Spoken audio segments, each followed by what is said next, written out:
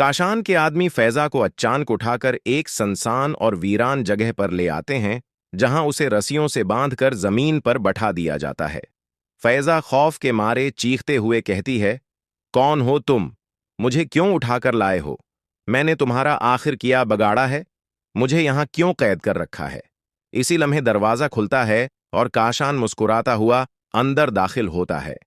वो आहिस्ता कदम उठाता हुआ फैजा के सामने रखकर बेशर्मी से कहता है, फैजा जी, अब तो आप मुझे पहचानती होंगी। फैजा जैसे ही आंख उठाकर देखती है, उसके चेहरे पर हैरत और गुस्सा दोनों अभर आते हैं। काशान, तुम गरी हुई सोच के इंसान, मुझे मालूम था मेरे पीछे जो भी है वो तुम ही हो, मगर तुम इतना नीचे गिर जाओगे ये कभी सोचा नहीं था। मुझे बताओ, मेरा अगवा क्यों? क्या चाहते हो मुझसे? काशान अपने अंदाज में मुस्कुराते हुए सामने झुककर कहता है, इतनी घबराहट क्यों फैजा? मैंने कोई जुल्म नहीं किया, बस एक सा दरख्वास्त है, तुम मुझसे शादी कर लो। फैजा तड़प कर चीखती है, हिम्मत कैसे हुई तुम्हारी ऐसे अल्फाज बोलने की? क्या तुम समझते हो मैं डर जाऊंगी?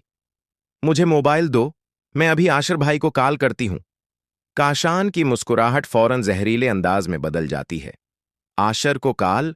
शायद तुम भूल रही हो कि तुम्हें यहां भेजने वाला कौन है। मनाहिल।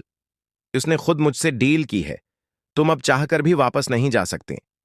ये सुनते ही फैजा जैसे पत्थर की हो जाती है। तो मनाहिल भाभी तुम्हारे साथ मिली हुई हैं? वो इतनी चालाकी से सबके सामने मासूम बनकर हमें बेवकूफ बना रही थीं। मुझे तब से शक था कि वो कभी नहीं बदलेंगी, मगर इस बार तो उन्होंने हद ही कर दी। मुझे तुम्हारे हवाले करके खुद महफूज बैठ गई। काशान नफरत आमेज फख्र से कहता है, और पता है मैंने उसके बदले में किया फैजान का कत्ल। अब सोच लो, तुम्हें यहां से जाना है या नहीं? फैजा की चीख उस वीराने में गूंजती है।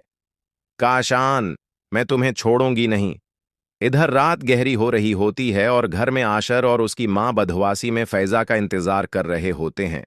जब मनाहिल से पूछा जाता है कि फैजा कहाँ है, तो वो मासूमियत का ड्रामा करते हुए साफ इनकार कर देती है। मैं क्यों ले जाती उसे?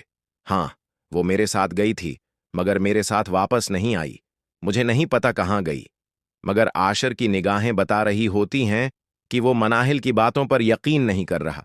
वो फौरन काशान की लोकेशन ट्रीस करवाता है और सीधा इस सुनसान जगह पर पहुंच जाता है।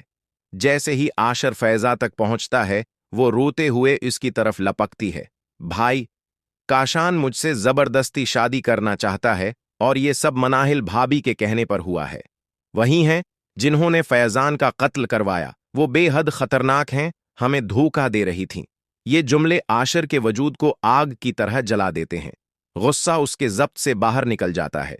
वो फैजा को फौरन काशान के चंगल से निकालकर अपने साथ ले जाता है और घर पहुंचकर एक लम्हा भी जाया किए बगैर फैसला सुनाता है, मनाहिल, आज के बाद तुम्हारा इस घर और मेरी जिंदगी से कोई ताल्लुक नहीं। मनाहिल के सारे खेल, सारी मुकारी, सारी जालिम चालें इसी दिन उसके सर पर अलट जाती हैं। न इसका घर बचता है, न रिश्ता, न इज्जत, न सहारा।